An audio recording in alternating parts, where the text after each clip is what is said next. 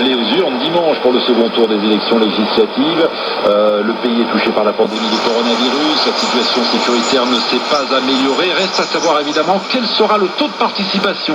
Au premier tour, le scrutin n'a mobilisé que 37% de l'électorat, 10% à Bamako.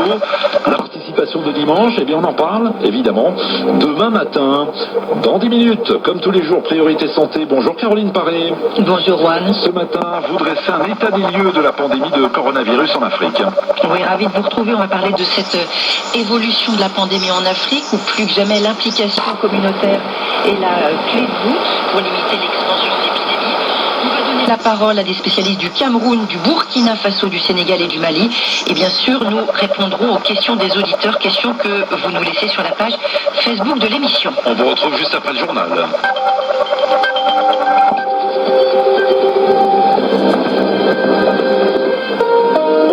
À Paris, 9h en temps universel. Merci d'écouter RFI. Et c'est Raphaël Delvolvé qui nous informe. Bonjour Raphaël. Bonjour Juan, bonjour à tous. Plus de 117 000 morts du coronavirus dans le monde, le Covid-19 dont on ne sait pas tout. On sait une chose, c'est qu'il paralyse toujours une partie de la planète avec des confinements prolongés comme en France ou au Venezuela.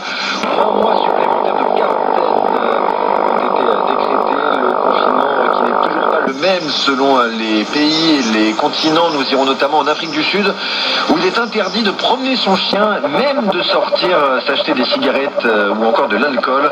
Alors des marchés de contrebande se développent. Et puis le monde du sport souffre également de restrictions. En France, où aucun rassemblement d'ampleur ne sera autorisé d'ici la mi-juillet, le Tour de France cycliste devrait être reporté. Beaucoup d'incertitudes également sur le devenir des championnats de football et de rugby. Nous ferons le point à la fin de ce tour.